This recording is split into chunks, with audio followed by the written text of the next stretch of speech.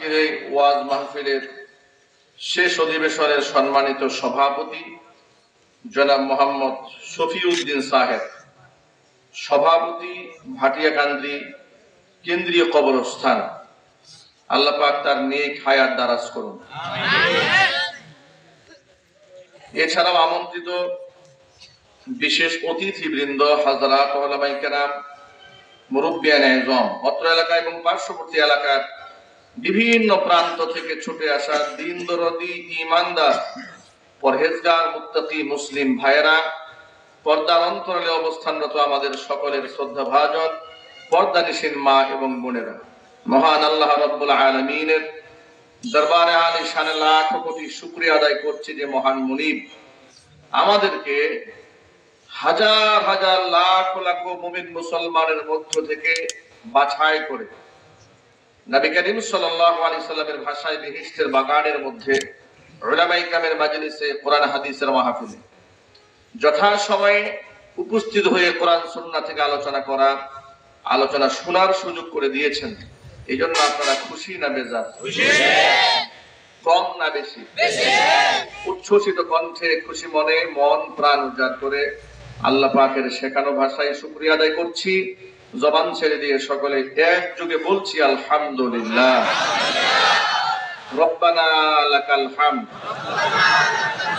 হামদান কাসীরা তাইয়িবান মুবারাকান ফীহি রব্বানা লাকাল হামদু কামা ইয়ানবাগী লিজালালি ওয়াজহিকা ওয়া আযীমি সুলতানিকা।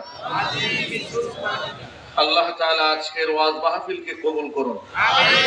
ভাটিয়াকান্দি কেন্দ্রীয় কবরস্থানে শায়িত সকল মুর্তেগানের কবর আযাব আল্লাহ তাআলা কিয়ামত পর্যন্ত বন্ধ করে দিন। কাল হাসরের কঠিন ময়দানে এই আয়োজন আল্লাহ তাআলা আমাদের সকলের নাজাতের জরিয়া হিসেবে কবুল করুন। কবরস্থানে যারা শুয়ে আছেন, আমরা যারা আলোচনা করছি, মাইকের আওয়াজ তাদের কান পর্যন্ত পৌঁছছে। কোন কোন বর্ণনার মধ্যে এসছে যে মৃত ব্যক্তিরা জমিনের উপরে থাকা ব্যক্তিদের কথার আওয়াজ শুনতে পান। হাদিসের এই ব্যাখ্যা ধরে নিলে আজকে আমরা এখানে যত তাফসীর করছি, যত আলোচনা করছি, আমাদের সমস্ত কথাগুলো তারা শুনতে পাবে। একদিন আমরা থাকবো কবরস্থানে, আমাদের পরবর্তী প্রজন্মের লোকেরা এখানে বসে আমাদের জন্য দোয়া করবে, আলোচনা করবে। আমি হৃদয়ের গভীর থেকে শ্রদ্ধা নিবেদন করছি আপনাদের এলাকার তরুণ সমাজ এবং বৃদ্ধ মুরব্বীদের জন্য, যারা এই মাহফিলের আয়োজন করেন আপনারা প্রতি বছর। এটা এমন একটা ধারাবাহিকতা আপনারা করেছেন, বেশ কয়েকটা ফায়দা। এক নম্বর ফায়দা হচ্ছে যেটা কোরআনে আল্লাহ বলেছেন, ওয়াযাক্কির ফাইন্নাদ যিকরা তানফাউল মুমিনিন। হে নবী, আপনি মানুষদেরকে উপদেশের কথা শোনান, ঈমানদারের ফায়দা হবে। কোরআন মাজিদে অন্য একটা আয়াতের মধ্যে এসেছে, ইযা তুলিয়াত আলাইহিম আয়াতু যাদাতহুম ঈমানা। আমার আয়াত ঈমানদারদের সামনে তেলাওয়াত করা হলে তাদের ঈমান বৃদ্ধি পায়। সুবহানাল্লাহ। ওয়া ইযা যুকিরাল্লাহ ওয়াজিলাত কুলুবুহুম। আমার আলোচনা শুনলে মানুষের মন নরম হয়ে যায়। সুবহানাল্লাহ। সেই দৃষ্টিকোণ থেকে হেদায়েতের কথা হচ্ছে, ইনশাআল্লাহ ঈমানদারদের ফায়দা হবে। দ্বিতীয় নম্বর কথা হচ্ছে এই যে কবরে শুয়ে থাকা ব্যক্তি যারা কবরে চলে গেছেন, আমরা সকলেই ওই পথের পথিক। এই পৃথিবীর যত বড় ক্ষমতাধর ব্যক্তি আমি হই না কেন, আমাকে ওই পথ থেকে আমাকে মুক্তি থাকার কোনো উপায় নাই, আমাকে এই পথের যাত্রা করতেই হবে। এবং সেই সময়টা কখন, এটা আমরা পৃথিবীর কেউ বলতে পারবো না।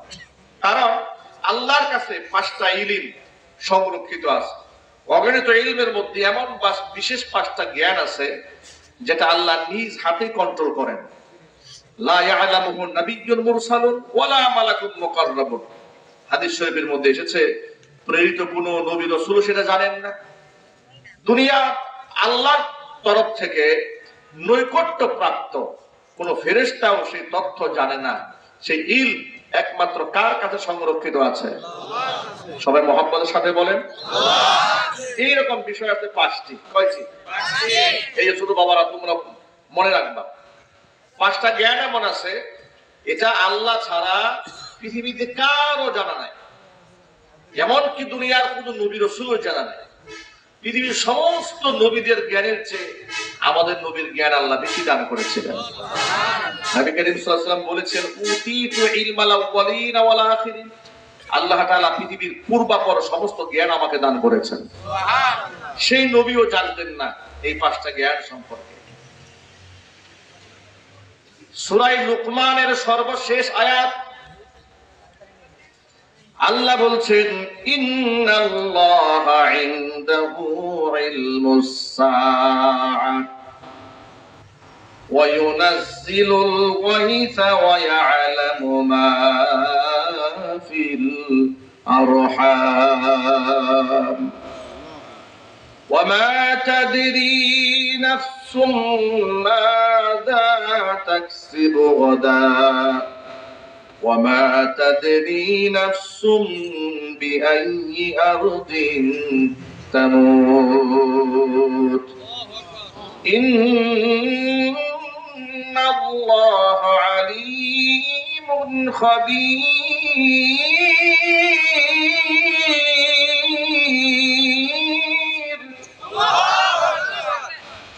আল্লাহ পাক বলেন 5টা জ্ঞান আমার কাছে সংরক্ষিত আছে। 1 নাম্বার হচ্ছে ইন্নাল্লাহা ইনদাহু ইলমুস সাআ, নিশ্চয়ই আমি আল্লাহর কাছে রয়েছে কিয়ামতের জ্ঞান। কিয়ামত কবে হবে, কোন তারিখে সংঘটিত হবে, কোন বছর হবে, কোন সনে হবে, সেটা পৃথিবীর কেউ বলতে পারবে না একমাত্র আমি আল্লাহ ছাড়া। 2 নাম্বার হচ্ছে ওয়া ইউনাজ্জিলুল গায়সা, কোথায় বৃষ্টি মেঘ বর্ষণ করবে, মেঘমালা বৃষ্টি কোন মাটিতে বর্ষণ করবে, ওই জ্ঞান পৃথিবীর কোন আবহাওয়াবিদের কাছে নাই। ওই জ্ঞান কার কাছে আছে? আল্লাহর কাছে আছে। 3 নাম্বার হচ্ছে ওয়া ইয়া'লামু মা ফিল আরহাম, মাতৃগর্ভে যে সন্তান থাকে ওই সন্তান ছেলে হবে না মেয়ে হবে, এই জ্ঞান পৃথিবীর কোন মানুষের কাছে নাই। জ্ঞান আছে কার কাছে? 4 নাম্বার হচ্ছে ওয়া মা তাদরি নাফসুম মাযা তাকসিবু গাদা, এই পৃথিবীর মানুষ জানে না আগামীকাল সে কি করবে। 4 নাম্বার। 5 নাম্বার হচ্ছে ওয়া মা তাদরি নাফসুন বিআইয়ি আরদিন তামুত, মানুষ কেউ জানে না কোন মাটিতে সে মৃত্যুবরণ করবে। ইন্নাল্লাহা আলিমুন খাবীর, নিশ্চয় আল্লাহ পাক সম্মত অবগত সর্বাধিক জ্ঞানী, সব কিছুর খবর আল্লাহ পাক নিজ হাতে রাখেন। বিশেষ করে 5টা জ্ঞান আল্লাহ ছাড়া আর কারো কাছে জানা নাই। মানুষ কোথায় মৃত্যুবরণ করবে এটা আল্লাহ ছাড়া আর কেউ জানে? জানে না। পৃথিবীর কোন নবী রাসূলও জানতেন না কোথায় তার মৃত্যু হবে। তবে মৃত্যুবরণ করার আগে আম্বিয়া আলাইহিমুস সালাতু ওয়াস সালামদের শেষ ইচ্ছা আল্লাহ পূরণ করেছেন। জোরে বলেন সুবহানাল্লাহ। এটা নবীদেরকে আল্লাহ তাআলা স্পেশাল একটা মর্যাদা দান করেছেন। তিলকা রুসুল ফাদ্দালনা বা'দুহুম আলা বা'দ, আল্লাহ বলেছেন এই প্রেরিত রাসূলদের মধ্যে কারো উপর আমি কাউকে প্রাধান্য দিয়েছি। তারা নির্বাচিত, মুখতার মিনাল্লাহ, আল্লাহর পক্ষ থেকে নির্বাচিত। পৃথিবীর মানুষ ভোট দিয়ে তাদেরকে নবীও বানাননি, রাসূলও বানাননি। নবী রাসূল কে বানিয়েছেন? আল্লাহ বানিয়েছেন। তাদের কোনো গুনাহ ছিল না, তারা গুনাহ মুক্ত ছিল। মৃত্যুর সময় মালাকুল মাউত কার কাছ থেকে জান কবজ করতে পারমিশন নেন না, কিন্তু নবীদের কাছ থেকে তাদের সম্মানে জান কবজ করার পারমিশন নিয়েছেন। এমনকি তাদের জীবনের শেষ ইচ্ছা আল্লাহ তাআলা পূরণ করার জন্য সুযোগ করে দিয়েছেন। জোরে বলেন সুবহানাল্লাহ। মুসা আলাইহিস সালাতু ওয়াস সালাম একজন সম্মানিত নবী ছিলেন, উপাধি হচ্ছে কালিমুল্লাহ। তাকে কেন কালিমুল্লাহ বলা হয়? কালিমুল্লাহ মানে হচ্ছে যিনি আল্লাহর সাথে সরাসরি কথোপকথন করেছেন। পৃথিবীর কোন নবী রাসূল জমিন থেকে সরাসরি আল্লাহর সাথে কথা বলেননি। একমাত্র নবী মূসা কালিমুল্লাহ আল্লাহর সাথে কথা বলেছেন। তুতলায় তুতলায় কথা বলতেন, কিন্তু দাম অনেক বেশি। কেন তুতলায় ছিলেন তারও একটা ইতিহাস আছে, তারও একটা রহস্য আছে। ছোট্টবেলায় মূসা কালিমুল্লাহকে যখন ফেরাউন আন্দাজ করতে পেরেছিল, তারপরে থাকার পরে যে এ আমার দুশমন হবে, ফেরাউন বুঝতে পেরেছিল, আন্দাজ করতে পেরেছিল। আন্দাজেরও একটা কারণ আছে। মা আসিয়া আলাইহিস সালাতু ওয়াস সালাম ফেরাউনকে ডেকে বলেছিল, আপনার মন তো বড় পাষাণ, বড় পাষণ্ড হৃদয়ের মানুষ আপনি। আমাদের সন্তান ছোট্ট বাচ্চা, ওকে পালন করছি, লালিত পালিত করছি নিজের সন্তান তুল্য করে। আপনাকে কোনোদিন তাকে কুলে নিতে দেখলাম না, আদর সোহাগ স্নেহ ভালোবাসা দিয়ে প্রদান করতে দেখলাম না। স্ত্রীর কথা শুনে স্ত্রীর মনস্তুষ্টি কামনায় ছোট্ট মূসাকে ফেরাউন কুলে তুলে নিয়েছিল। ফেরাউনের কুলে শিশু মূসা, নিষ্পাপ মূসা। আল্লাহর নবীগণ ছোটবেলা থেকেই তারা বড় ব্রিলিয়ান্ট হন, জ্ঞানী হন, মেধাবী হন। কারণ তারা যুগের রাহবার হবেন। যদি তারা মেধাবী না হন, তারা তো যুগ পরিচালনা করতে পারবেন না। ঠিক কিনা বলেন? ফেরাউনের কুলে বসে শিশু মূসা, নিষ্পাপ মূসা দাড়ি ধরে এমন কষে থাপ্পড় মেরেছে, ফেরাউন বেচারা মাথা নষ্ট হয়ে গেছে। সেটা বাচ্চা মানুষ কেমনি এত জোরে থাপ্পড় দেয়? সুবহানাল্লাহ বলে। ফেরাউন মনে মনে ভাবতেছে যে আমি যে শয়তান, ও বুঝলো কেমনে? ও যে শয়তান, ফেরাউন যে নিজে শয়তান, ফেরাউন জানে না? যদি বলেন না আপনারা। আচ্ছা, পৃথিবীর কেউ আমার শয়তানি না জানলো আমি তো জানি। ঠিক না ভাই? ফেরাউন নিজে জানে ও কি।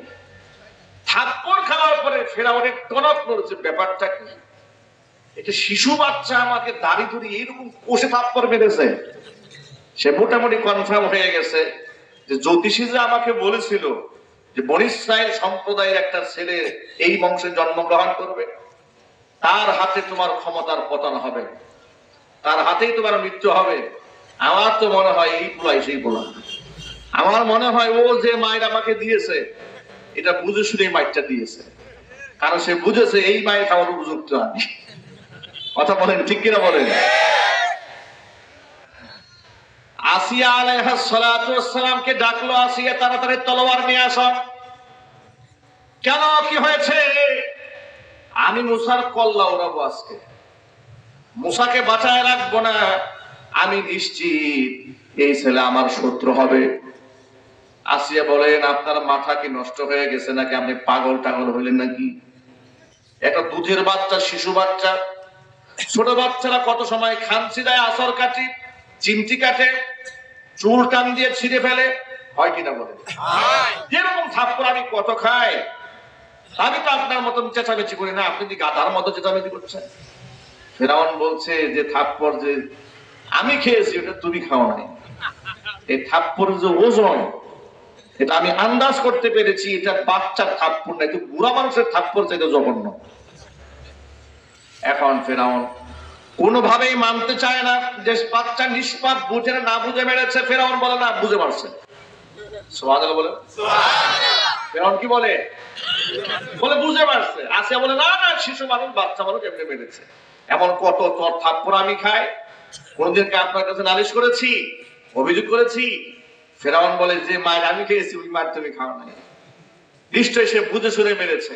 সে বুঝে ভালো মন্দ বোঝার যোগ্যতা তার আছে। আসিয়া বলে মোটেও নাই, দুধের বাচ্চারা আবার ভালো মন্দ বোঝার যোগ্য থাকে না। ফেরাউন বলল তাহলে আমি তাকে একটা পরীক্ষা নেব, সে আসলে কি অবুঝ নাকি বুঝমান, সে আসলে না বুঝে আমাকে থাপ্পড় মেরেছে নাকি বুঝে মেরেছে, আমি একটু তার পরীক্ষা নিতে চাই। আসিয়া বলল আপনি কি পরীক্ষা নেবেন? বলে তার অগ্নি পরীক্ষা নেব। কিভাবে পরীক্ষা নেবে দেখেন। ফেরাউন বলল আমি তার চোখের সামনে এক খন্ড আগুন রাখবো, আগুনের কয়লা রাখবো, অগ্নি স্ফুলিঙ্গ রাখবো, আর একটা স্বর্ণের টুকরা রাখবো। আমি দেখবো সে কোনটা ধরে। যদি সে আগুন ধরে বুঝবো সে অবুঝ, যদি সে স্বর্ণ ধরে বুঝে নেব সে মুসলমান, আগুনের কাছে সে যায় নাই, প্রমাণ হয়ে যাবে। কারণ বাচ্চারা আগুন দেখলে ধরার জন্য অস্থির হয়ে যায়, ঠিক না ভাই? আসিয়া বললো একটা বাচ্চার সাথে আপনি অগ্নি পরীক্ষা নেবেন, একটা মাসুম বাচ্চার কাছ থেকে, শিশু বাচ্চার কাছ থেকে, এটা কি জুলুম হবে না তার প্রতি? আল্লাহ না করেন এই বাচ্চা যদি হাত দিয়ে ধরে ফেলে হাতটা পুরো যাবে তো। ফেরাউন বলল না, আমি তার ব্যাপারে কঠোর সিদ্ধান্ত গ্রহণ করছি, আমি তার ব্যাপারে নমনীয় হব না, আমি তাকে অগ্নি পরীক্ষা নেবই নেব। তাফসীরে কিতাবের মধ্যে এসেছে এরপরে ফেরাউন শিশু মুসার সামনে অগ্নি স্ফুলিঙ্গ রেখে দিয়েছে, আগুনের টুকরা রেখেছে, আর স্বর্ণের টুকরা রেখে দিয়েছে। নবী মুসা আলাইহিস সালাতু ওয়াস সালাম শিশু মুসাকে ছেড়ে দিয়েছে। শিশু মুসা দৌড়ায়া ধরার জন্য চলে গেছে, স্বর্ণ ধরবে, আগুন ধরবে না। জিবরাইল আলাইহিস সালাতু ওয়াস সালাম দৌড়ে আসছেন, বুঝতে পারলেন এই মুহূর্তে যদি শিশু মুসা আগুনটা না ধরে স্বর্ণ ধরে তাহলে তার মৃত্যু অনিবার্য। জিবরাইল আলাইহিস সালাতু ওয়াস সালাম কৌশল করে মুসার হাতটা জোর করে ধরায় দিয়েছে আগুনের মধ্যে। শিশু মুসা আগুন ধরে আর দেরি করে নাই। বাচ্চাদের স্বভাব হচ্ছে হাতের কাছে যা পায় তাই মুখের মধ্যে নিয়ে ফেলে, জোরে বলেন ঠিক কিনা? আগুনের টুকরাটা হাতের মধ্যে নিয়ে সাথে সাথে মুখের মধ্যে নিয়ে গিলার চেষ্টা করেছে, আলা জিহ্বাটা পুড়ে গেছে।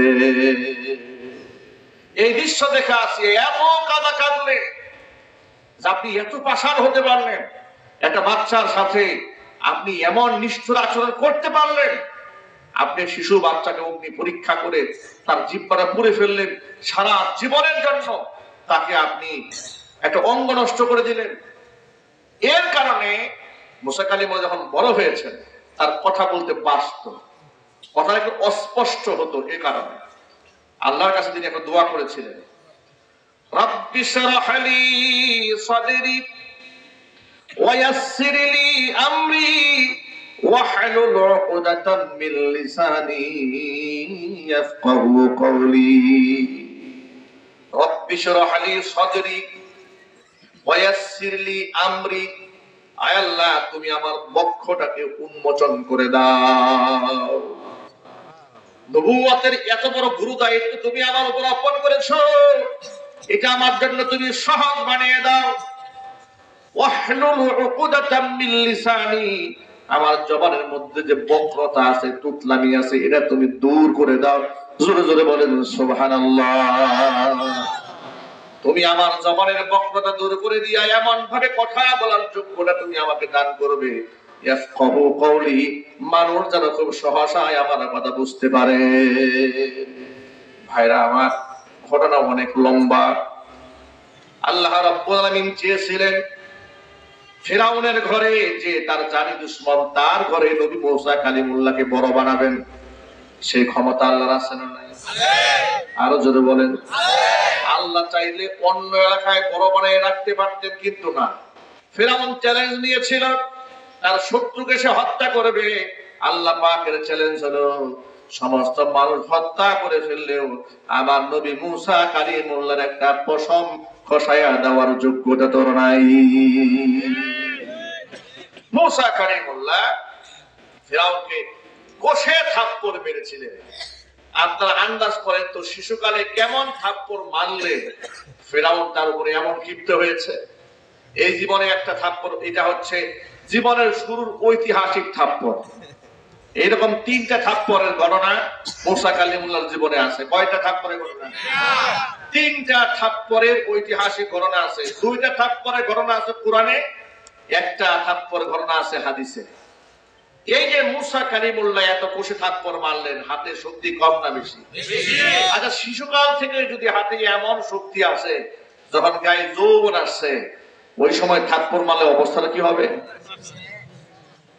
ওই সময় ফিরাউনের বংশের এক লোক কীর্তি সব সময় পেশ লাগাইতো। বনী ইসরাইলের সাথে, কীর্তিদের সাথে সবসময় কি লাগাতো? ঝগড়া লাগাতো, বারংবার সমাধান করত, আবার পেশ লাগিয়ে দিত। একবার গিয়ে দেখে ঝগড়া করছে বনী ইসরাইল, মুসা আলাইহিস সালামের বংশের এক লোকের সাথে ঝগড়া করতে ফিরাউনের বংশের কীর্তি এক লোক ঝগড়া হচ্ছে। মুসা আলাইহিস সালাম দৌড়ায় গেছে, যাওয়ার পরে বিচার দিয়েছে তার কাছে, দেখেন তো কাজটা সে করেছে। সবকিছু শুনে হযরতে মুসা রাগে গুসায় একটা থাপ্পড় মেরেছে। ফেরাউনের কিপ্তিকে একটা থাপ্পড় মেরেছে, হালকা করে মেরেছে আর কি। কোরআন মাজিদ বলছে ফাওয়াকাযাহু মূসা ফাকাদা আলাইহি, সূরাতুল কাসাস 20 নম্বর পারায় আছে যে একটা থাপ্পড় খেয়ে ও জায়গায় শেষ। আপনারা একটু আন্দাজ করেন তো সে থাপ্পড়ের গতিটা কেমন ছিল। থাপ্পড়ে কি মানুষ মারা যায়? আপনারা আন্দাজ করে এ হাতের শক্তি কত? এটা নবীর হাতের শক্তি। জোরে বলেন আল্লাহু আকবার। এক থাপ্পড়ে কীর্তি শেষ।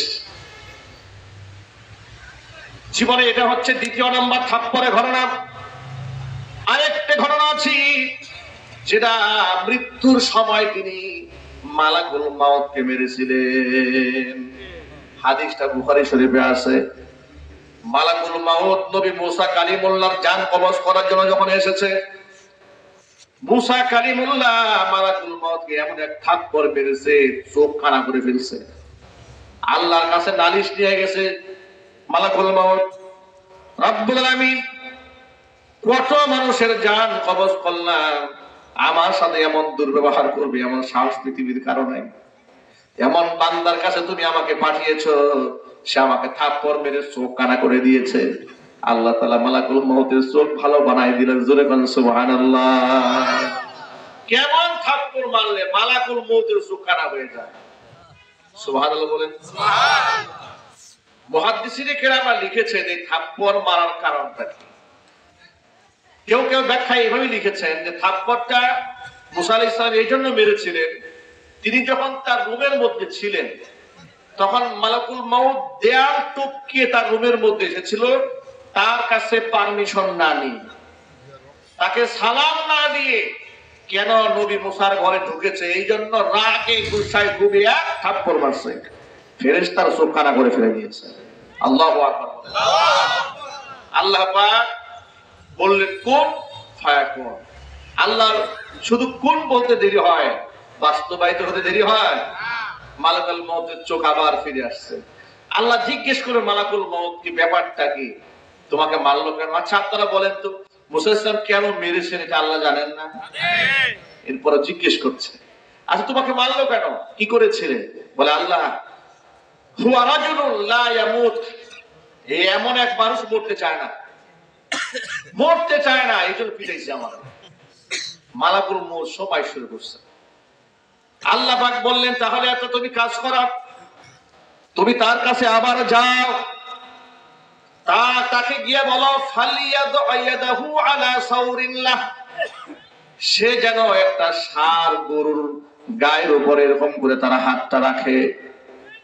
হাত রাখার পরে তার হাতের নিচে গরুর গায়ের যতগুলা পশম করবে এতগুলা বছর নতুন করে তার হায়াত বাড়িয়ে দেওয়া হবে। মালাকুল মাউত এসে নবী মুসা কালিমুল্লাহকে বললেন আল্লাহ আপনাকে বলেছেন গরুর উপরে হাত রাখেন। মুসা কালিমুল্লাহ জিজ্ঞেস করলেন তারপরে কি হবে সেটা বলো। বলে আপনার হাতের নিচে যতগুলা পশম করবে এতগুলা বছর হায়াত আল্লাহ পাক আপনাকে বৃদ্ধি করে দিবেন। মুসা কালিমুল্লাহ বলেন তারপরে কি হবে সেটা বলো। তারপরে আপনার জান কবজ করা হবে। মুসা কালিমুল্লাহ বলেন এর মানে হচ্ছে আমাকে মরতেই হবে। বলে হ্যাঁ নিশ্চয়ই আপনাকে মরতে হবে, চিরদিন বাঁচার কোনো সুযোগ নাই।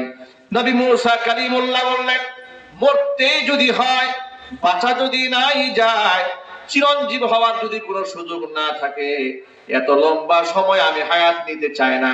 আমার নতুন করে জীবন পাওয়ার কোনো দরকার নাই।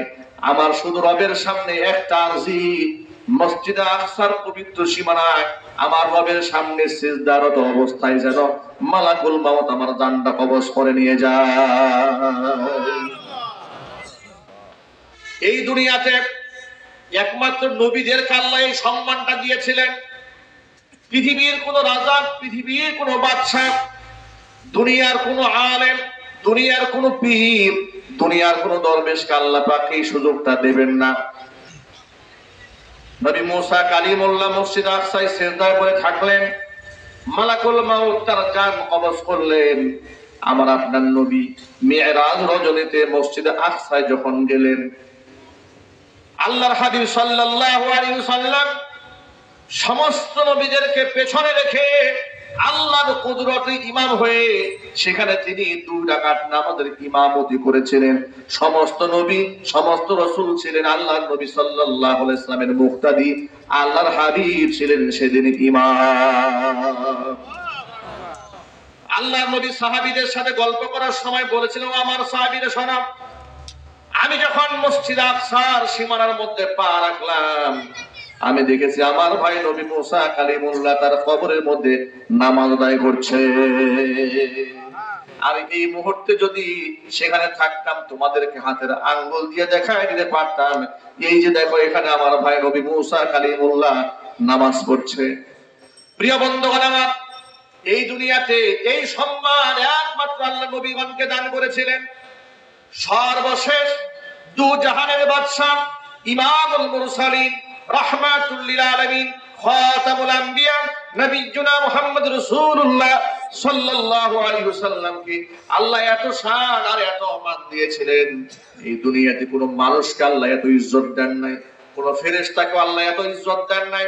কুল কায়নাতের মধ্যে, গোটা সৃষ্টিকুলের মধ্যে আল্লাহর নবীর চাইতে সম্মানিত সৃষ্টি আসমান জমিনে কোথাও নাই।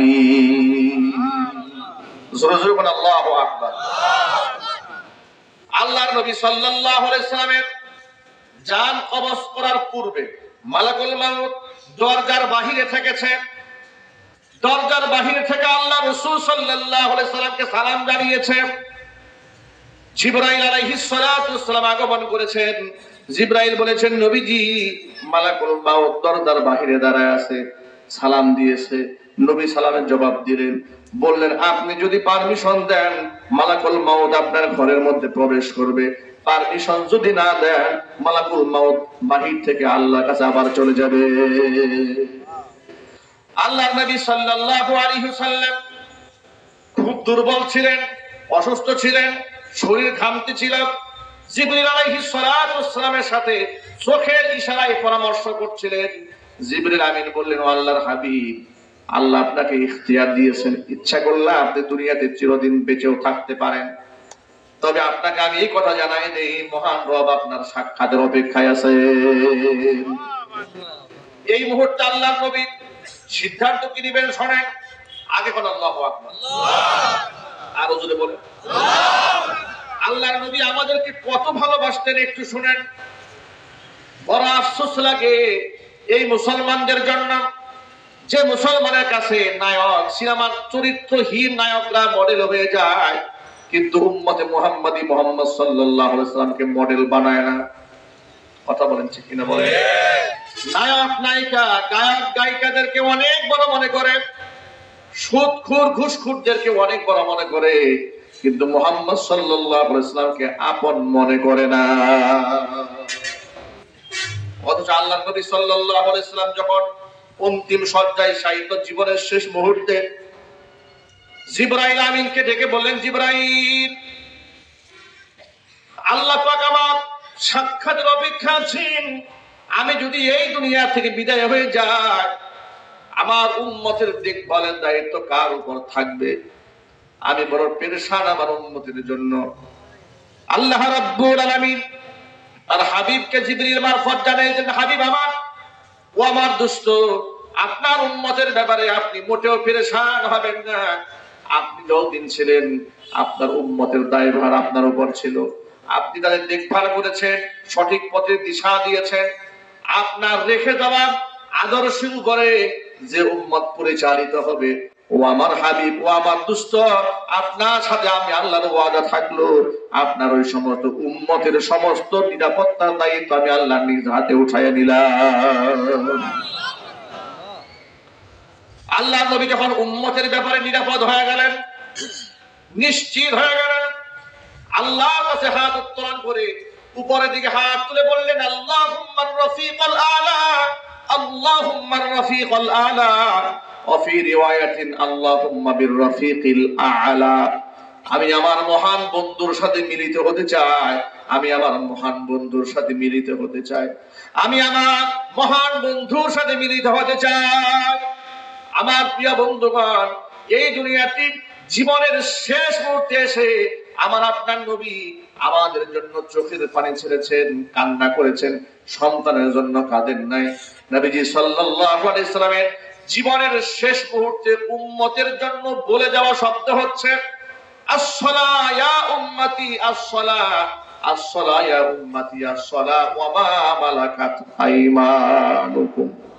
ও আমার উম্মতেরা, খবরদার নামাজ ছেড়ে দিও না, কোন অবস্থাতেই নামাজ বাদ দিয়ে দিও না, নামাজ বাদ দিয়ে দিও না।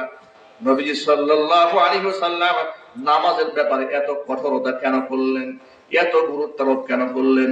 সর্বশেষ বললেন নামাজ ছেড়ে দিও না এবং তোমাদের অধীনস্থ দাস-দাসীদের সাথে তোমরা খারাপ আচরণ করো না, তাদের হকের ব্যাপারে যত্নবান থেকো। প্রিয় ভাইয়েরা আমার, ইসলামের এই মূল মেসেজটা এই দেশের মুসলমানরা না বোঝার কারণে অনেক কোরআন সুন্নাহ সম্পর্কে সঠিক জ্ঞান না থাকার কারণে অনেক মায়েরা, অনেক বোনেরা, অনেক ভাইরা মনে করে পীর সাহেবের দরবারে গেলে, গরু দিলে, ছাগল দিলে, উরস শরীফে গেলে বাবা যদি খুশি হয়ে যায় তাহলে আমাদের জন্য আল্লাহর জান্নাত ওয়াজিব হয়ে যাবে, মুক্তির ফয়সালা হয়ে যাবে। জোরে জোরে বলেন নাউজুবিল্লাহ। নিজে নামাজ পড়ে না, রোজা রাখে না, পর্দা করে না, হজ করে না, যাকাত দেয় না, আছে না নাই? জোরে বলেন আছে। এমনকি রমজান মাসে রোজা পর্যন্ত রাখে না, ভণ্ড পীরের মুরিদ। আমি গাজীপুরে এক ভদ্রলোককে দেখেছি, সাদা শার্ট গায়ে দিয়েছে, সাদা লুঙ্গি পরেছে, চট্টগ্রামের এক বড় দরবারের মুরিদ, মাইজ ভান্ডারের মুরিদ। রমজান মাসে প্রকাশ্য দিবালোকে সিগারেট টানতেছে। আমি, আমার বয়স তখন আরেকটু কম ছিল, এখন একটু বেড়ে গেছে, তখন একদম মোটামুটি ছোট, তো পিতৃ সমতুল্য বয়সে বাবার মতো। তো চাচা বলে বললাম, চাচা আপনি এই রমজান মাসে সিগারেট খাচ্ছেন, আপনার কি একটু শরম হয় না, একটু কি লজ্জা হয় না যে আমি প্রকাশ্যে ধূমপান করছি, এতগুলো মানুষ রোজাদার? আমাকে কি জবাব দিয়েছে আপনাদেরকে শোনা। আমাকে জবাব দিয়ে বলে যে তুমি তো ছোট মানুষ, তারপর তো হুজুর হইছ, তুমি হলো শরীয়তের হুজুর, এগুলো তোমরা বুঝবা না। এটা অনেক উপরের জ্ঞান, এটা অনেক মারিফতের ব্যাপার, এটা অনেক আধ্যাত্মিক ব্যাপার, বুঝবা না।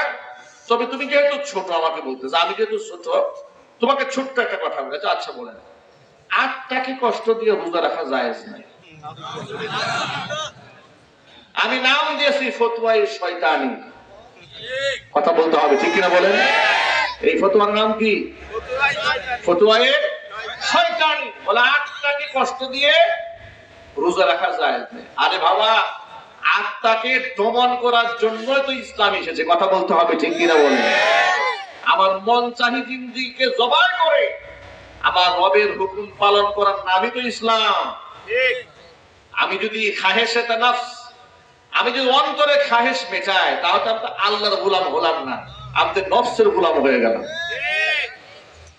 কি যুক্তিরা দাঁড় করেছে আপনি আন্দাজ করতে পারেন? আমাকে বলে আত্মাকে কষ্ট দিয়ে রোজা রাখা যায়, ফতোয়া দিয়ে দিয়েছে। অযুবক ভাইরা, মাইকের আওয়াজ বাহিরে যাচ্ছি, অসংখ্য মায়েরা আমাদের বক্তব্য শুনতে পাচ্ছেন। মায়েরা, বোনেরা, আপনাদের সন্তান হয়ে বলছি, আল্লাহর নামের কসম করে বলছি, আল্লাহর নবী সাল্লাল্লাহু আলাইহি ওয়াসাল্লামের চাইতে আল্লাহর বেশি কাছের আর কেউ নাই। কথা বলেন, বেশি সুপার পাওয়ার আমাদের নবীজির চাইতে পৃথিবীর কাউকে আল্লাহ পাক দেননি, ভবিষ্যতেও দেওয়ার কোনো সম্ভাবনা আরো জোরে বলেন। সেই নবী তার নিজের মেয়ে ফাতেমাকে ডেকে বলেছেন, ইয়া ফাতিমা আনকিজি নাফসাকি মিনান নার, ও ফাতেমা নিজেকে জাহান্নামের আগুন থেকে রক্ষা করো।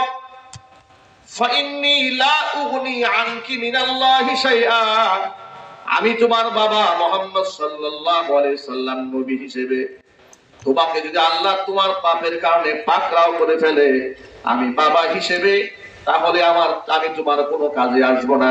আল্লাহর আযাব থেকে রক্ষা করা আমার দ্বারা সম্ভব হবে না।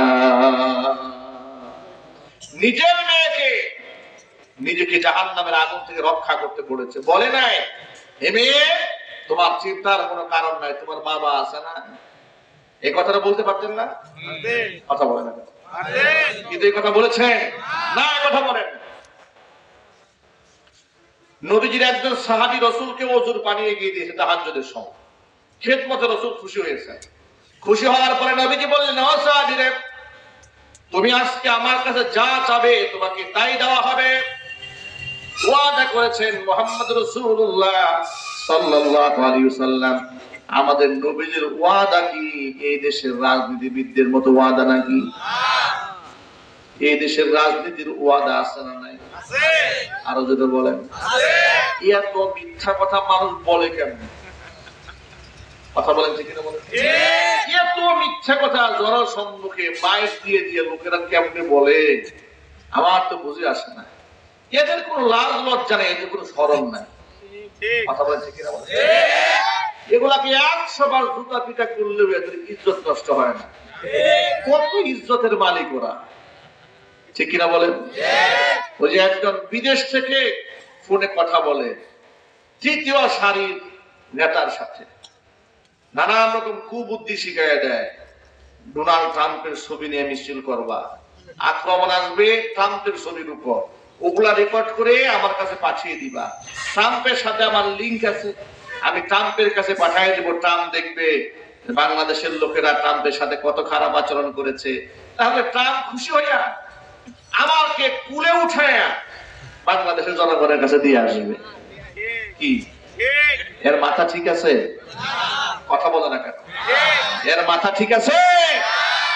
এর কোনো লজ্জা আছে? এর কোনো শরম আছে? বরং তার যদি সঠিক মস্তিষ্ক থাকতো, মনে মনে ভাবতো যে দেশে আমি তার ভাষায় যে এত কিছু করলাম, ও তো এগুলাই বলে, এত কিছু করলাম, এত বছর ক্ষমতা খাটাইলাম, সেই দেশের লোকেরা আমাকে চায় না, আমাকে বের করে দিল, আমি বিদায় ভাষণ পর্যন্ত দিতে পারলাম না।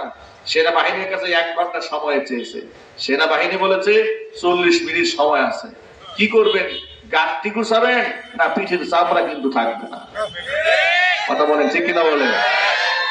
এত বড় বেইজ্জত গোটা ওয়ালমার্ট, গোটা বিশ্ব পরিমণ্ডলে এমন লাঞ্ছিত, অপমানিত, এত অপদস্থ, এত হেয় প্রতিপন্ন, এইরকম অপদস্থ পৃথিবীর কোন প্রাইম মিনিস্টার হয়েছে? আরো যদি বলেন, তাহলে এত অপমানের বোঝা সহ্য করে ভারতের দাদা বাবুদের কুলে বসে তার তো লজ্জায় শরমে কচু গাছের লগে দড়ি দেওয়া উচিত ছিল। কথা একটু বলেন না ঠিক কিনা বলেন? সে যখন হেলিকপ্টারে উঠতেছিল তার যদি শরম থাকতো হেলিকপ্টারের জানালা খুলে লাফ দিয়ে উঠতো। এই জীবন আমি চাই না। কথা বলেন? কত বড় নির্লজ্জ বেহায়া হলে জাতির সাথে চ্যালেঞ্জ করে, বলে শর্ট করে ঢুকে পড়বে উনি। আমরা বলি আপা আসে, আপনি শর্ট করে আসবেন কেন? এই দেশের 18 কোটি মানুষ আপনাকে কুলে নেওয়ার জন্য প্রস্তুত হয়ে বসে আছে। কথা বলতে হবে ঠিক কিনা জোরে বলে? অসংখ্য মানুষকে খুন করেছেন আপনি, অসংখ্য আলেমকে জবাই করেছেন, হত্যা করেছেন, আর আপনি পালায়ে বেড়াবেন তা হবে না। এই দেশে আপনাকে আনতে হবে, ফাঁসির দণ্ডে আপনাকে দণ্ডিত হতেই হবে। কথা বলতে হবে। আপনি চট করে আসবেন কেন? আপনাকে তো তুলে আনা হবে, ঠিক কিনা বলে? এত মিথ্যা কথা মানুষ কেমনে বলে? শতাব্দীর শ্রেষ্ঠ মিথ্যাবাদী এই ডাইনি মহিলা শাপলা চত্বরে শত শত মানুষকে ঠান্ডা মাথায় লক্ষ লক্ষ বুলেট ছুড়ে খুন করেছে, লাশগুলাকে ডাস্টবিনে ছুড়ে মেরেছে, ভাঙারে কঙ্কাল পাওয়া গেছিল। এরপরে মেন হলের ঢাকনা উঠাইয়া লাশগুলাকে মেন হলের মধ্যে ছেড়ে দিয়েছে। সিটি কর্পোরেশনের ময়লার ভাগাড়ের গাড়ির মধ্যে লাশ উঠাইয়া নদীতে নিয়ে ফেলে দিয়েছে। অসংখ্য মানুষকে খুন করার পরে সংসদে দাঁড়ায় বলে সেদিন গুলাগুলির মতো কোনো ঘটনা ঘটে না। হেফাজতের লোকেরা গায়ে রং মেখে বসেছিল, পুলিশ দেখে দৌড় দিয়েছে। আচ্ছা, এখানে তো সব দলের লোকেরা আছে, আপনারা কি ইনসাফের সাথে বলেন তো সেদিন কোনো গুলাগুলি ঘটে নাই? মানুষ হত্যা হয় নাই? মানুষ আহত হয়নি? আমরা তো স্পটে ছিলাম, আমরা দেখেছি কত মানুষ সেদিন আহত হয়েছে, শহীদ হয়েছে, নিহত হয়েছে, রক্তাক্ত হয়েছে, পা হারিয়েছে। আমার মুসল্লি হাত টুকরা হয়ে গেছে। এগুলো আমার চোখের সামনে ঘটেছে। এত বড় টাকা মিথ্যাবাদী সংসদ দাঁড়িয়ে বলেছে কোন ঘটনা এগুলাগুলি। এরপরে বাংলাদেশে মেধাবী সেনা অফিসার গুলাকে বিডিআর বিদ্রোহের নামে ধ্বংস করে দিয়েছে। কথা বলেন ঠিক কিনা বলেন? এরপরে সর্বশেষ জুলাই আগস্টের বিপ্লবের সময় ছাত্র জনতার উপরে যেভাবে গুলি চালিয়েছে, ইন্টারনেট বন্ধ করে দিয়েছিল যাতে করে ওদের বর্বরতা বিশ্ববাসী দেখতে না পারে। ওরা যে এইভাবে মানুষ মারতে পারে এই যে দৃশ্য যেন ক্যামেরায় ধারণ না হয়। ওরা কিভাবে মানুষ মেরেছে? একটা ঘটনা, শেখ হাসিনা এবং ওদের লেসপেন্সারের ফাঁসি হওয়ার জন্য তো একটা ঘটনা যথেষ্ট। যাত্রাবাড়িতে ফ্লাইওভারের নিচে পাখির মতো সিরিয়াল করে গুলি করে ছাত্রদেরকে শহীদ করেছে। কথা কি মিথ্যা না সত্য? এরপরে আশুলিয়াতে কি করেছে? আশুলিয়া থানার সামনে মানুষের লাশ, হিউম্যান বডি আটার বস্তার মতো ঢিলিয়ে ভ্যান কাভারের মধ্যে উঠিয়েছে। পৃথিবীর ইতিহাসে কোন লাশের সাথে এমন বিয়াদবি আচরণ পৃথিবীর কোন নিকৃষ্ট মানুষও করেছে? চিৎকার দিয়ে বলে না করেছে? ফেরাউন এবং নমরুদের ঘটনা করলেও আপনি এইরকম নৃশংসতা পাবেন না যে নৃশংসতা এই ডাইনি হাসিনা করেছে। সর্বশেষ এই বাচ্চাগুলাকে হত্যা করে ঝিলিয়ে ঢিলে ব্যানের মধ্যে উঠিয়ে উপর দিয়ে কাপড় দিয়ে ঢেকে পেট্রোল দিয়ে আগুন দিয়ে লাশগুলাকে পুড়িয়ে দিয়েছে। এমন মানবতা বিরোধী, এমন পাশবিক আচরণ যে ভণ্ড মহিলা করেছে, খুনি মহিলা করেছে, দাজ্জাল মহিলা করেছে, ইসলাম বিদ্বেষী মহিলা করেছে, তার ফাঁসি হওয়ার আগ পর্যন্ত বাংলার মাটিতে রাজনীতি করবে দূরের কথা, রাজনীতির শব্দ উচ্চারণ করলে জিহ্বা টেনে ছিঁড়ে ফেলে দেওয়া হবে।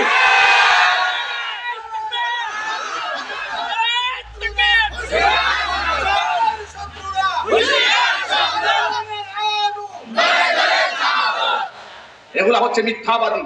এগুলা কি জুড়ে বলেন তো? এগুলা কি চিল্লা বলেন? মিথ্যাবাদী। আল্লাহ পাকের লানত এদের উপরে। এরা আলেমদেরকে কেমনে হত্যা করেছে দেখেছেন আপনারা? আমাকে 2018 সালে গাজীপুরের মাহফিল থেকে, স্টেজ থেকে স্লিপ দিয়ে নামিয়ে নিয়েছে। প্রশাসনকে জিজ্ঞেস করেছে আমার অপরাধ কি? বলে কোনো অপরাধ নাই, সব উপরের নির্দেশ। নিয়ে গেল, আদালতে হাজির করেছে, মামলা নিয়েছে। আমার পকেটে নাকি 16টা ককটেল বোমা পাওয়া গেছে। ওরা মানুষ না জানোয়ার? চিল্লায় বলেন। শুধু কি তাই? এবার শোনেন, এইভাবে তারা আমাকে কত প্রকার নির্যাতন চালিয়েছে। যে বাসার মধ্যে ছিলাম ওরা বাসার মধ্যেও থাকতে দেয় নাই। পুলিশ পাঠিয়ে দিয়ে বলেছে মাদানী সাহেব আপনার বাসায় ভাড়া থাকে? বলে হ্যাঁ থাকে। যদি আপনি তাকে বাসায় রাখেন তো আপনার বিরুদ্ধে মামলা হয়ে যাবে। তাকে বাসায় ঢুকতে দেবেন না। আমাকে বাসায় ঘুমাতে দেয় নাই। যে মসজিদে জুমার খুতবা দেয়, মসজিদে আকসা যেভাবে ইহুদিরা ঘেরাও করে ধরে রাখে ইসরায়েলি পশু সৈন্য দিয়ে, সেভাবে আমার মসজিদ বোটবাজার কেন্দ্রীয় মসজিদ পুলিশ দিয়ে ঘেরাও দিয়েছে। নামাজ পড়াতে দিবেন। চিন্তা করতে পারেন কত চোর ডাকাত খুনিরা ঘুরে বেড়ায়, পুলিশ এগুলোকে ধরে না, আর মসজিদের মধ্যে আমাদেরকে ধরতে আসছে। কথা বলেন ঠিক কিনা বলেন? এগুলার সাক্ষী তো আপনারা নিজেরা। এগুলা করে নাই? করে নাই? সর্বশেষ কি করেছে শোনেন, মসজিদেও থাকতে দিল না, বাসায় থাকতে দেয় না, মামলা দিয়ে দেয়। মার্ডার কেসের আসামি বানাবার জন্য ঘুরে। প্রশাসনের এক ঊর্ধ্বতন কর্মকর্তা আমাকে বলে হুজুর ওরা কোনোভাবে আপনাকে আটকাতে না পেরে ওরা প্ল্যান করেছে যে কোনো মার্ডার কেসের আসামি যেন আপনাকে বানায় দেয়, যাতে আপনি একবারে অ্যারেস্ট হলে আর আপনি ছাড়া না পান। আল্লাহ কি ফয়সালা দেখেছেন? আল্লাহ কিভাবে উল্টাই দিয়েছে। ওরা আমাদেরকে মার্ডার কেসের আসামি বানাতে চেয়েছে, মিথ্যা মামলা দিয়ে, আর সত্য মামলা দিয়ে ওদের নামে 1000টা মার্ডার কেসের মামলা হলে সব সত্য হয়ে যাবে। শত সহস্র মামলা ওদের নামে সব মার্ডার কেসের আসামি। কথা বলেন ঠিক কিনা?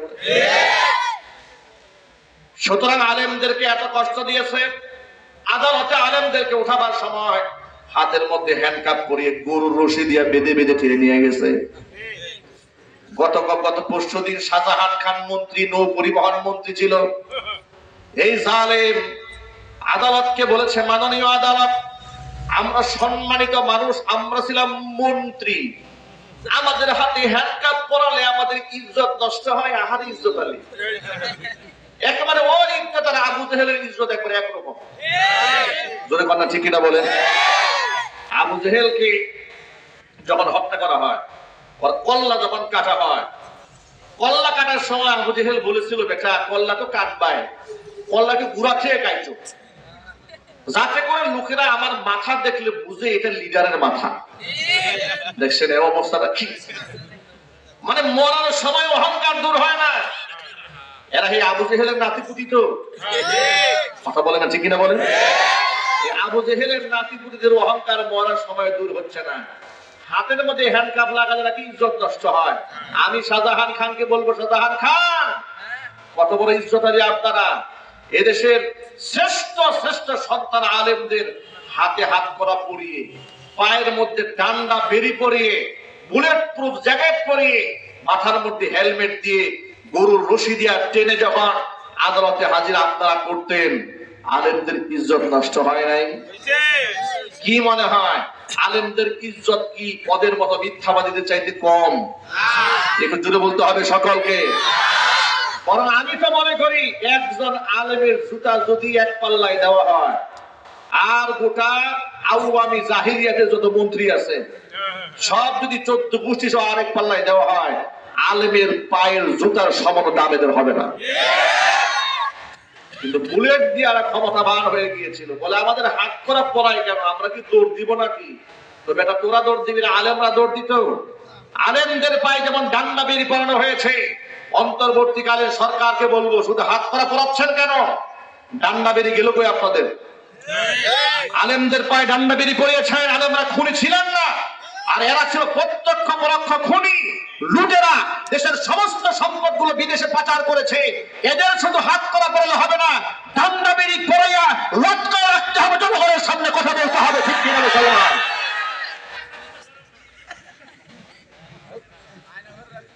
সুতরাং প্রিয় ভাইরা আমার, আমি যে কথা বলতে চেয়েছিলাম সেটা হলো, এগুলো হলো মিথ্যাবাদী, মানুষের সামনে সারা জীবন মিথ্যা কথা বলেছে। কথা বলেন ঠিক কিনা? কিন্তু আল্লাহর নবী কি জীবনে একটা মিথ্যা বলেছেন? নবীজির ওয়াদা কি মিথ্যা হতে পারে?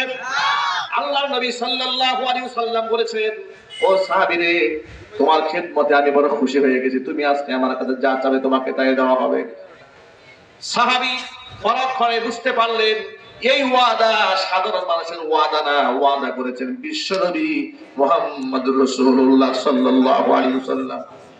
নবীজির কাছে তিনি একটা ডিমান্ড করে ফেলেন, ইয়া রাসূলুল্লাহ, সুযোগ যেহেতু আপনি আমাকে দিয়েছেন, যা চাবো তাই দিবেন, তাহলে আপনার কাছে তেমন কিছু চাই না, একটা মাত্র জিনিস চাই, সেটা হলো কি? নাসআলু মুরাফাকাতা ফিল জান্নাহ। নবীজি, বেহেশতে যখন আপনি থাকবেন আমি আপনার সাথী হয়ে থাকতে চাই। প্রিয় ভাইরা আমার, এবার আপনারা বলেন, নবীজির সাথে সাথী হয়ে জান্নাতে থাকার আগ্রহ আমাদের আছে না নাই? এবার নবী ওই সাহাবীকে কি বললেন শোনেন। সাহাবী যখন রাসূলের কাছে দাবি করে বসল, ইয়া রাসূলুল্লাহ, আপনি তো আমার সাথে ওয়াদা করেছেন জান্নাতে আপনি আমাকে রাখবেন, যা চাবেন তাই পাবো, এই তো আপনি বলেছেন, তো আমি আপনার কাছে চাইলাম এটা, আপনি জান্নাতে আপনার সাথী হয়ে থাকতে চাই। নবীজি সাল্লাল্লাহু আলাইহি ওয়াসাল্লাম বললেন, ফাআইনি আলা যালিকা বিকাসরাতিস সুজুদ। যদি জান্নাতে তুমি আমার সাথী হয়ে থাকতে চাও, বেশি বেশি নামাজ পড়ে আমাকে সাহায্য করো। এর মানে হলো বেনামাজির জন্য জান্নাত না জাহান্নাম? আরো জোরে বলেন। বেনামাজির জন্য জাহান্নাম, নামাজির জন্য জান্নাত। এই জন্য সকল ভাইদেরকে বলছি, বোনদেরকে বলছি, বাংলাদেশের এমন ভণ্ড পীরের দরবার আছে, নামাজের খবর নাই, রোজার খবর নাই, পর্দার খবর নাই, গান বাজনা বাজায়, ঢোল তবলা বাজায়, আছে না নাই? হারমোনিয়াম বাজায়, আছে না? আমি এমনও দেখেছি কবরস্থানে লাশ নিয়ে যাচ্ছে, কালিমা না পড়ে বাঁশি ফু দিতে দিতে ব্যান্ড সঙ্গীত বাজাতে বাজাতে নিয়ে যাচ্ছে। কসম আল্লাহর, কসম আল্লাহ, এটা মুসলমানের গুরুস্থান হতে পারে না। যারা এমন কাজ করে এটা আবু জেহেলের বংশধর ছাড়া অন্য কেউ হতে পারে না। সুতরাং ভাইরা আমার, নবীজি সাল্লাল্লাহু আলাইহি ওয়াসাল্লাম আমাদের সবচাইতে বড় আপন, ঠিক কিনা? দুনিয়াতেও আপন, পরকালেও তিনি এত আপন হয়ে যাবেন আমাদের। আল্লাহ নবী সাল্লাল্লাহু আলাইহি সাল্লাম মাকাম মাহমুদে সিজদায় পড়ে কান্নায় ভেঙে পড়বেন। আল্লাহ পাক নবীজিকে ডাক দিয়ে বলবেন, ইয়া মুহাম্মদ ইরফা রাসাকা, মুহাম্মদ মাথা উঠান। ওয়াকুল ইউসমা, আপনি আস্তে বলুন, আপনার কথা শোনা হবে। ওয়াসাল তুতাহু, আজকে আপনি চান আপনাকে প্রদান করা হবে। ওয়াশফা তুশাফা, আপনি আজকে সুপারিশ করুন, আপনার সুপারিশ আজকে মঞ্জুর করা হবে। নবীজি মাথা উঠাবেন, বলবেন, রব্বুল আলামিন, আমার উম্মতের লোকেরা জাহান্নামে হাবুডুবু খাচ্ছে, আমার দিল অশান্ত। আল্লাহ পাক বলবেন, তাহলে আপনার উম্মতের যারা এখনো জাহান্নামে আছে, যাদের অন্তরে বুটের দানা পরিমাণ ঈমান আছে, যাদের অন্তরে জবের দানা পরিমাণ ঈমান আছে, এদেরকে আপনি জাহান্নাম থেকে বের করে জান্নাতে নিয়ে যান। উম্মতের বিরাট একটা অংশের মানুষদেরকে নবীজি জাহান্নামের আগুন থেকে বের করে নিয়ে আসবেন। আবারও সিজদায় করে কান্নায় ভেঙে পড়বেন। আল্লাহ পাক আবারও ডাক দিয়ে বলবেন, কান্দেন কেন, মাথা উঠান। যা বলার বলেন, শোনা হবে, চান আপনাকে দেওয়া হবে, সুপারিশ করুন, আপনার সুপারিশ মঞ্জুর করা হবে। আল্লাহ নবী আবার মাথা উঠাবেন, উম্মতের জন্য দ্বিতীয়বার চাইবেন। আল্লাহ পাক বলবেন, যাদের অন্তরে বুটের দানার চাইতে কম ঈমান আছে, এদেরকে জাহান্নাম থেকে বের করেন। নবী করিম সাল্লাল্লাহু আলাইহি ওয়াসাল্লাম বিরাট একটা অংশের মানুষদেরকে বের করে নিয়ে আসবেন। আবার সিজদায় পড়ে কান্নায় ভেঙে পড়বেন। নবীজিকে আল্লাহ পাক আবার বলবেন, মাথা উঠান, আপনি চান দেওয়া হবে, বলেন শোনা হবে। নবীজি সাল্লাল্লাহু আলাইহি ওয়াসাল্লাম এবার আবার উম্মতের কথা বলবেন। আল্লাহ পাক বলবেন, ও আমার হাবিব, ও আমার দোস্ত, আপনার উম্মতের যাদের অন্তরে একেবারে সরিষা দানার মতো ঈমান আছে, একেবারে কম ঈমান আছে, ওই সমস্ত মানুষদেরকে আপনি জাহান্নাম থেকে বের করে নিয়ে যান। তিনবার চাওয়ার সুযোগ পাইলেন, নিজের জন্য কিছুই চাইলেন না, পরিবারের জন্য কিচ্ছু চাইলেন না, চেয়েছেন তো এই উম্মতের জন্য চেয়েছেন, এই উম্মতের জন্যই চাবেন। এবার চতুর্থবার সিজদায় পড়ে কান্নায় ভেঙে পড়বেন। আল্লাহ পাক আবার মাথা উঁচা করতে বলবেন।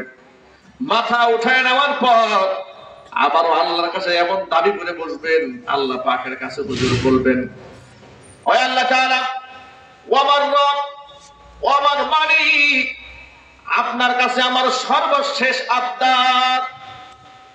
আল্লাহ পাক বলেন, আবদারটা কি?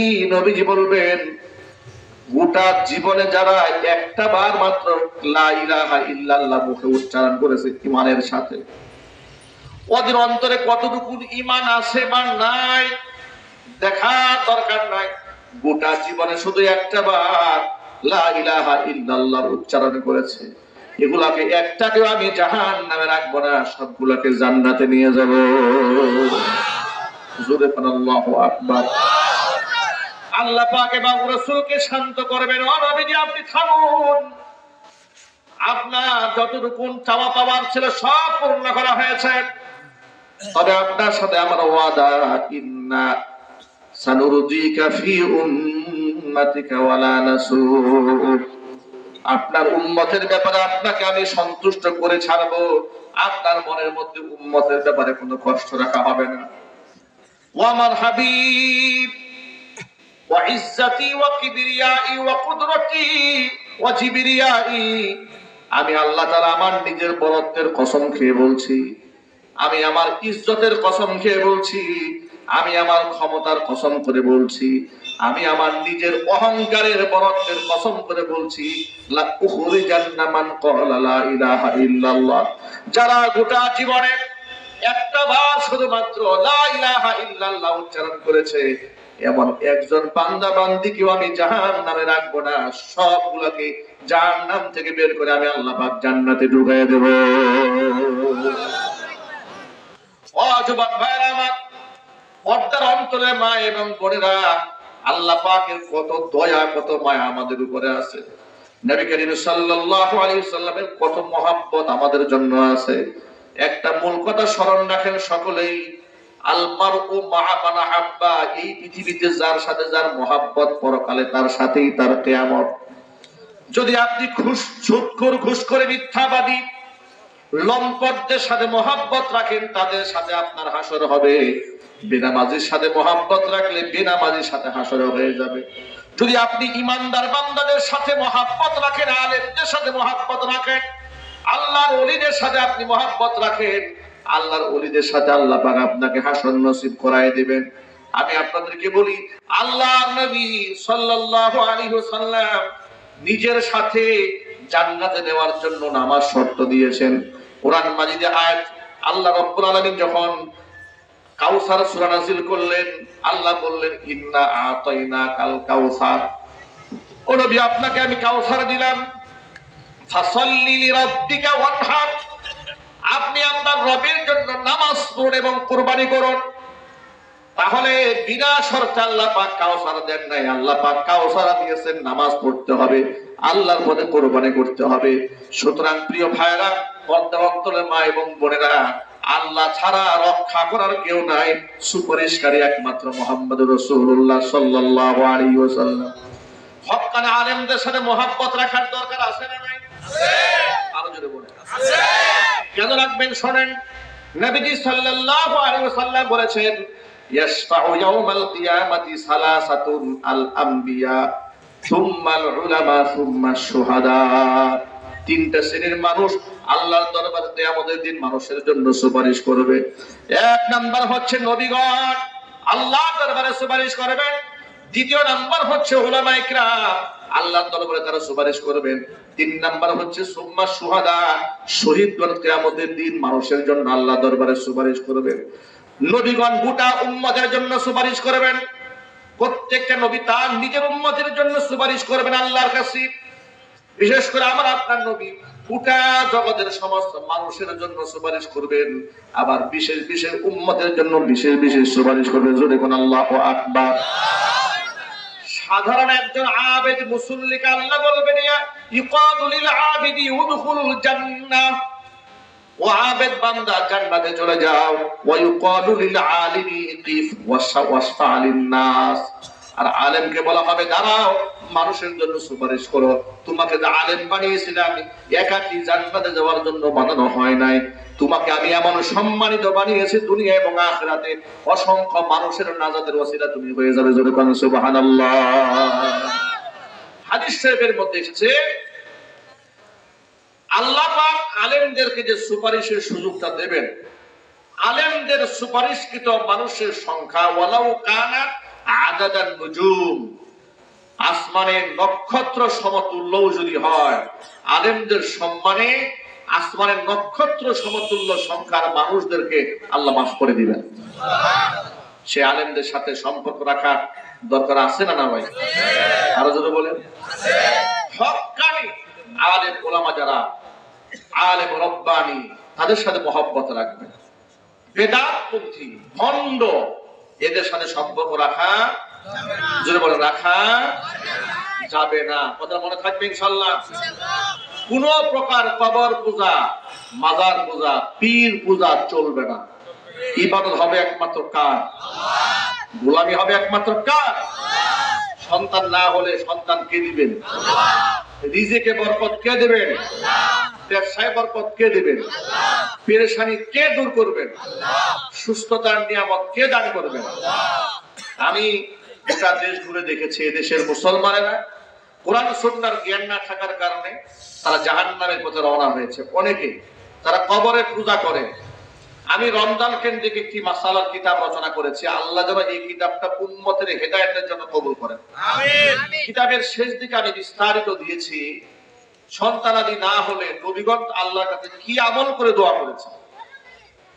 আমাদের যদি কারো ছেলে মেয়ে না হয়, এরকম আছে না অনেকে, বিবাহ করেছেন, অনেক লম্বা সময় হয়ে গেছে, কি আমল করবেন এই বইয়ের মধ্যে দেওয়া আছে। অনেক সময় বাচ্চাদের মেধা কম হয়, ঠিক না ভাই? কথা বলতে গেলে মুখে জড়তা হয়, কি আমল করবেন, আমলগুলো দিয়ে দিয়েছি। আলহামদুলিল্লাহ বলেন। মাজারে সেজদা দেওয়ার কোনো দরকার নাই, নিজে আমল করবেন। দেওয়ার মালিককে আল্লাহ। মোনাজাত শেষ হওয়ার পরে যদি সুযোগ হয় নিজে একটা করে কিতাব সংগ্রহ করবেন, মা বোনদেরকে যেন নিয়ে যাবেন। সামনে রমজান আসতেছে, রমজান মাসে মাসালাগুলো কাজে লাগবে। দৈনন্দিন আমলের ক্ষেত্রে পেরেশান দূর করবেন, ঋণের বোঝা হালকা করবেন, আমল কি সব লেখা আছে এখানে। আল্লাহ তাআলা যেন কিতাব থেকে উপকৃত হওয়ার তৌফিক দান করেন। কিতাবের একেবারে কাভার ফটোতে লাস্ট পেজে আমার ব্যক্তিগত হোয়াটসঅ্যাপ মোবাইল নাম্বার